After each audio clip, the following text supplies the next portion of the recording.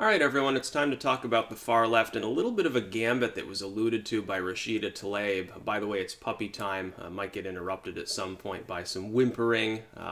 Rashidatlaib is not necessarily the greatest strategic mastermind, but it looks like she's speaking more for a larger core of the Democrats when she talks about the possibility of weaponizing congressional subpoenas. The idea is this. Congress has been issuing subpoenas to Trump admin officials. A lot of times they're ignoring them. They're basically saying, look, I have a job to do. I don't have time to answer your stupid questions because it's a partisan witch hunt.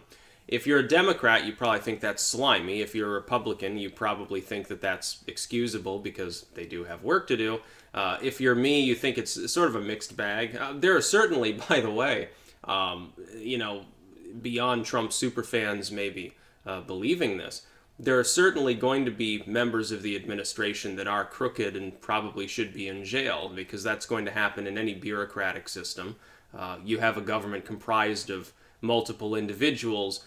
You don't need that large a sample size to find that you've got a couple of white-collar criminals in the sample.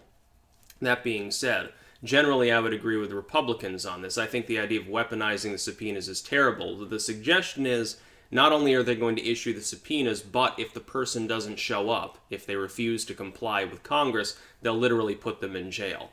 The problem with this is it would be a considerable expansion of legislative power. Technically, they already have that power, but it's not invoked.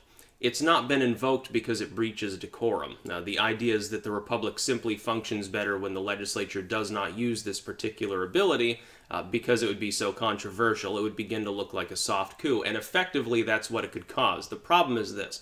Let's say that you think that Trump is genuinely crooked or something. Okay, so be it. You're a Democrat, you're a liberal, never Trumper, whatever. Do you think it's a good idea to give future incarnations of Congress that power too? Because one thing that's been happening is that Congress is taking back and exercising its power a lot more in the face of Trump, who arguably is an imperial president. You can think that's a good thing. In some cases, it's definitely more efficient, but that's what he is. In that sense, he's sort of like Bush, which, isn't a very great thing to be compared to, but I think Trump at the very least isn't using that capability to start a bunch of wars. In fact, in a related story, Congress now considering a joint resolution to keep U.S. troops in Syria.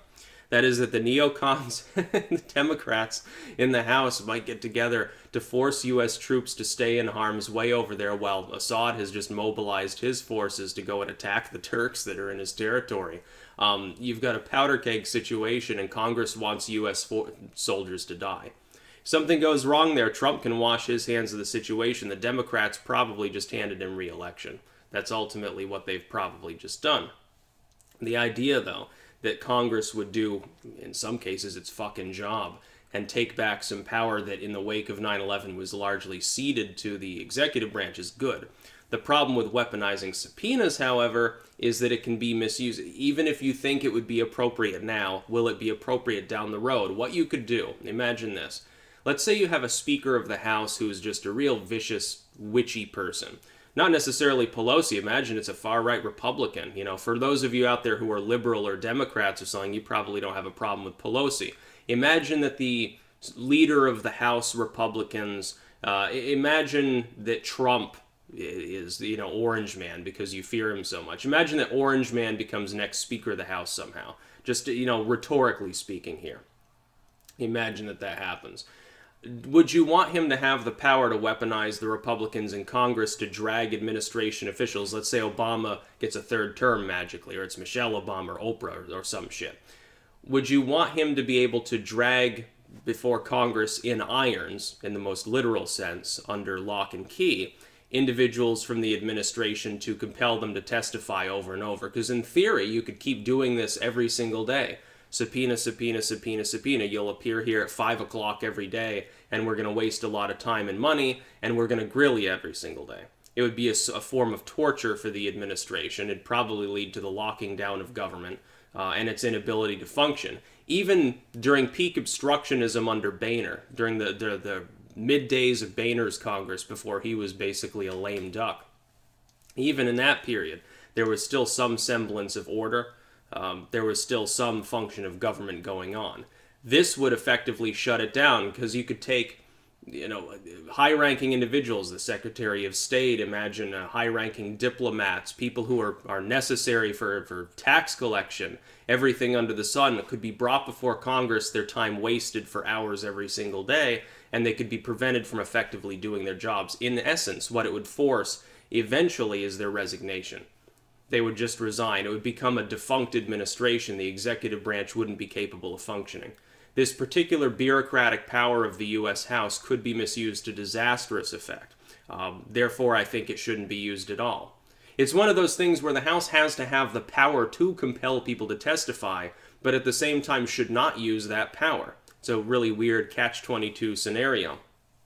Also, even though there are definitely going to be people within the Trump admin that are crooked, because in any administration there will be crooked people, for the most part these people just need to be allowed to do their jobs. Trump is, apparently he's averse to war, he's cutting taxes, he's overseeing a good economy. There's really no compelling reason right now for all of the fear-mongering. A lot of the bullshit propaganda that people are spewing out and hearing as well, absorbing, is simply that. It's bullshit. It has to be. Because there's literally no reason to believe that the wheels are falling off the bus at the moment. Things, are going along just fine.